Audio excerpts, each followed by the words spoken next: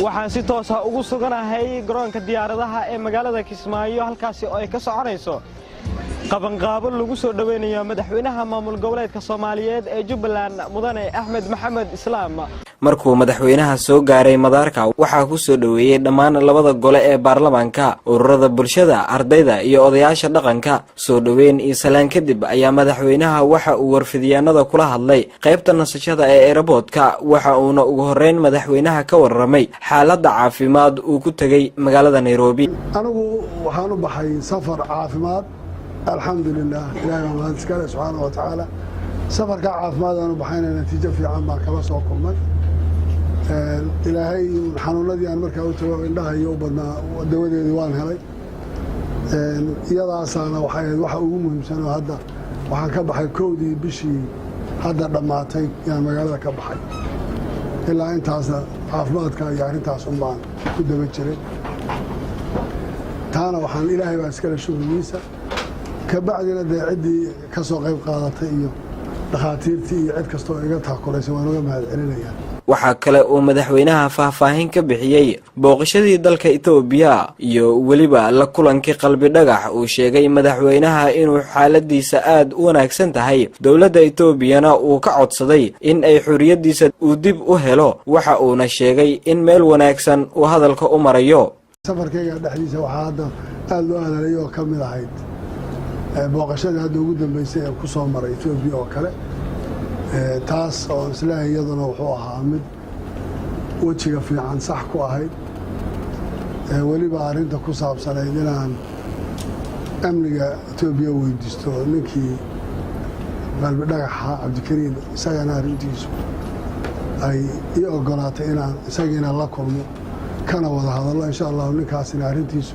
haddana xaalad aad u fiican uu ku nool yahay kiiskiisuna uu si fiican ku soo dhammaan doona insha Allah taas aan shacabka rabo inaan u gudbiyo madaxweynaha ayaa sidoo kale sheegay in go'aankii dhexdhexaadka ahaa ee khaliijka Soomaaliya ka qaadatay uu noqday mid dhinac u janjeera inta khaliij waa loo soo celiyay arinta khaliijka madaxweynaha dowladda baarlamaanka maxamed Farmaajo markii arrintaasi dhacaysay wuxuu joogay magaalada Kismaayo tan uu weydiiyay waxaan ku madaxweynuhu waagii Masar ilaa loo weydooyo xiriir حمزة من الله عشته وحولي للماء وجي وأنا أقول لك العرب ما كان يبغى وصل اللوجو يا سامع عرب ولا نوجوش وأقول أنت انقضى يا بلاد مش نعيا حرب أنا هنا بحد استان بلح استان أنا إلى علينا إنه شرفتنا وحين بركوا له حاليا كجيس أنا كجيس شو أحسن حمد صح أصل كان كلمة تاسع ما أنا أجري قدر العوض خواتيله ولا قولوا أو ما لقيه ولا لا دجاجة أما الإمارات السعودية سنة يلا منا ما هنطش لكن واحد سويدين عندها موسع تاسيدي شرايط مشروعها ما ويكل حكي ستين دولار قدر تشوف على الله كل كلام وحال برعة توجه السنة وكلام لواحد كان عليه الميزان كسر الله ورنو صومالي بقى دجال كخليج كأنه سواحة وده على هذا دجال بس أخذ على كل كلام محا الصوابة إن أنا عيد هي له أي نقطة